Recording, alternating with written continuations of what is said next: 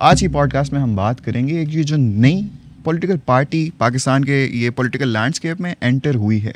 X PMLN leaders Miftah Ismail और खाकान अब्बासी ने एक नई पार्टी बनाई है और उनका कहना ये है कि ये पार्टी पाकिस्तान के जितने भी सदियों से चले आ रहे मसाइल हैं उनका हल है और उनको हल करेगी। अब क्या ये कर पाएंगे? और ये जो सारी पार्टी बनाने का सिलसिला ये शुरू कहाँ से हुआ ये हमें बताएंगे of course one and only Sattar साहब। पॉलिटिक्स जो है ना पाकिस्तान में प्रोबेबिलिटीज़ का नाम होता है। पॉलिटिक्स एक सिमत में आपको चलती हुई नज़र नहीं आएगी। कोई एक बंदा एक ही तरह की पॉलिटिक्स नहीं कर रहा हो, क्योंकि वो पॉलिटिक्स कर रहा है। हम लोग समझते हैं हम दिन का जो काम करते हैं, सुबह उठते हैं, नाश्ता करते हैं, उसके बाद काम पे आ जाते हैं, हम ये करते हैं, हम तो उस तरह के नहीं हैं। बिल्कुल। तो भाई जब हम पॉलिटिक्स में जाएंगे तो हम भी वही कर रहे होंगे जो ये पॉलिटिशियन कर रहे होते हैं। ये पॉलिटिशियन हम में से हैं, हम पॉलिटिशियंस में से हैं। अब ये शायद खाकान अब्बासी और ये मिफ्ता इस्माइल, एक बात है वैसे इन्हें करना चाहिए था, इसके साथ साथ कुछ और लोग हैं, ख़ास तौर पे एक जमात है पाकिस्तान मुस्लिम लीग नून।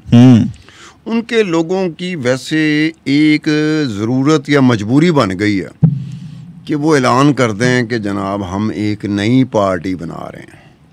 वजह क्या है कि जो रौत होता है इस वक्त जो रिसीविंग एंड पे है, पिछले 2-2.5 साल से रिसीविंग एंड पे एक पार्टी नज़र आती है, वो है पाकिस्तान मुस्लिम लीग नून।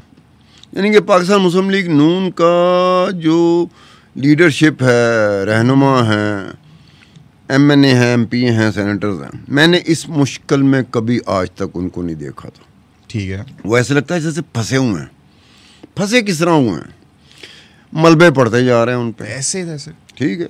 अब जब मलबे पड़ रहे हों तो जो उस पार्टी से रुखसत लेता है ना, जैसे दुल्हनें रुखसत नहीं लेती माँ बाप के घर से, वो लंबी छुट्टी पे चले जाती हैं, या कोई ब्यूरोक्रेट होता है एक्स पाकिस्तान लीव लेता है, इसी तरह वो अगर रुखसत ले ले नून लीग से तो वक्ती तौर पे वो बच जाता है उस एक चीज़ से जिसका सामना मुस्लिम लीग नून को करना पड़ रहा। अब शायद खाकान अब्बासी एंड मिफ्ता इस्माइल मज़े भी किए नून लीग में, टिका के मज़े किए अच्छे खासे, लेकिन शायद खाकान अब्बासी ने तकलीफ़ें ही बर्दाश्त की। अच्छा ये बात, और तकलीफ़ें कब बर्दाश्त की, मैं अपोजिशन में रहते हुए की बात नहीं कर रहा, वज़ीर आज़म बन के तकलीफ़ें बर्दाश्त करना। वज़ीर आज़म बन के कैसे कि जब ये इन्होंने नवाज शरीफ साहब के पास कोई ऑप्शन नहीं था, उनको रिज़ाइन करना पड़ा, सुप्रीम कोर्ट चढ़ गया, उन्होंने कहा अब तुम वज़ीर आज़म नहीं रहे। नवाज शरीफ के पास कोई ऑप्शन नहीं थी। ये उनको पता था कि भाई मेरे साथ हो रहा है, यहाँ हर वक्त में, हर एक वक्त में किसी न किसी के साथ कुछ हो रहा होता है। बिल्कुल। जैसे आजकल एक साहब हैं वो अडयाला जेल में पड़े हुए हैं, वो भी कह रहे हैं कुछ हो रहा है। तो अपने अपने वक्त में हर एक के साथ कुछ ना कुछ हो रहा होता है। तो जब मियां नवाज़ के साथ हुआ तो शायद खाकान अब्बासी साहब वज़ीर आज़म बन गए। मेरे ख्याल में वो 9 महीने या 10 महीने वज़ीर आज़म रहे थे, इतना ही था ना। बिल्कुल। तो उस 9-10 महीने में जितना प्रेशर वज़ीर आज़म ने बर्दाश्त किया, आज तक पाकिस्तान की तारीख़ में कोई वज़ीर आज़म ऐसा नहीं आया जितने मुख्तसर मुद्दत में इतना प्रेशर कहाँ से, जो हमेशा प्रेशर डालते हैं। आपका प्रेशर नहीं, मेरा प्रेशर नहीं, साडा प्रेशर क्यों लाना, मुकद्दस का प्रेशर नहीं, छम्मे का प्रेशर नहीं है। तो हम लोग एवं रोप पाना से कहना हमारा प्रेशर नहीं, पाकिस्तान में एक ही का प्रेशर हो। वो वज़ीर आज़म को भी अगे लगा देता है, सब कोई सियासतदानों को भी अगे लगा देता है। पहले नवाज शरीफ को अगे लगाया सी, जरदारी को अगे लगाया हुआ था, अब इमरान खान को अगे लगाया हुआ, तो प्रेशर उसको कहते हैं। वो प्रेशर जो था ना, वो शायद खाकान अब्बासी ने अपने दौरे जब वज़ीर आज़म का उनका दौर था उसमें बहरहाल उसने निभाया। उस पर प्रेशर बड़े आए, नवाज शरीफ के हवाले से आए, नून लीग के हवाले से आए, लेकिन वो खड़े रहे। और फिर उसके बाद उन पे नैब आ गई। अब एक बात बताऊं, एक वाक़या शायद खाकान अब्बासी का है जो 2001-2 का या 2003 का वाक़या है। शायद खाकान अब्बासी पे रेफरेंस तैयार हो गया था नैब का, इतने $1 मिलियन का फ्रॉड है। वो FIA इंक्वायरी कर रही थी, FIA नैब, FIA के बंदे डेपुटेशन पे बल्कि उनको उधार मांगा जाता था। नैब ने तैयार होना था, नैब तैयार हो रही थी, नहा रही थी, कपड़े बदल रही थी, उन तैयार हो रही, अभी उसके पास कार्डर नहीं था नैब के पास, तो FIA का कार्डर जाता था। तो वो इंक्वायरी एक FIA के बंदे ने, सीनियर बंदे ने, डिप्टी डायरेक्टर ने वो इंक्वायरी की थी। उसके साथ मेरे भी ज़रा अक मटक्का था मेरा। ओहो। तो उसने मुझे कहा कि सत्तार खान ये केस है, मैं कुछ दिन के लिए मुल्क से बाहर जा रहा हूँ। सारी फाइल उसने मुझे दे दी। लो, उन्होंने कहा केस नहीं बनता, लेकिन ऊपर वाले केस कहते हैं केस बनाओ, रेफरेंस बनाओ। मैं आई हूँ, केस नहीं बनता। मैं फाइल फाड़ ली, मैंने कहा तू तो निकल। वो निकल गया। कुछ दिनों बाद छुट्टी पे था, उसने वापस आना था।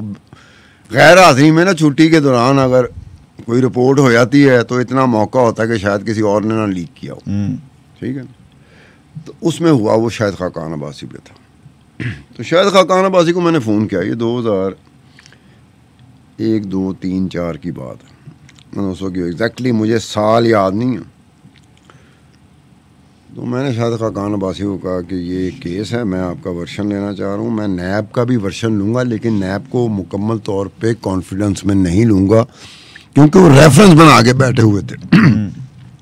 एहतसाब अदालत में कुछ दिनों बाद रेफरेंस जाना था शायद खाकान अब्बासी के ऊपर।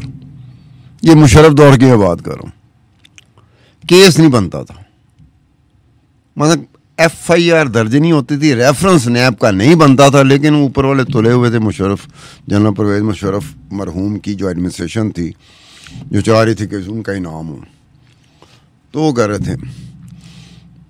तो शायद खाकान अब्बासी को मुझे कहना पड़ा, मेरी कोई गपशप नहीं थी ज़िंदगी में, पहली दफ़ा मैं फ़ोन कर रहा था, मुझे कहना पड़ा कि शायद खाकान अब्बासी आपकी मेहरबानी है, ये स्टेटमेंट ना कहीं दे देना, मैं सारी इन्वेस्टिगेशन मेरे को लगी है, फाइल मेरे को पई है, डॉक्यूमेंट मेरे को पे ना, आपका सिर्फ वर्शन मेरा बनता।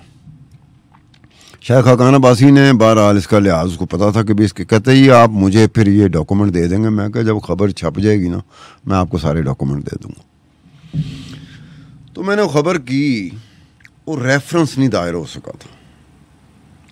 नैब का रेफरेंस मेरे पास आज भी पड़ा है, रेफरेंस कि ये एहतसाब अदालत में सबमिट होना है कुछ दिनों बाद, क्योंकि केस नहीं बनता था।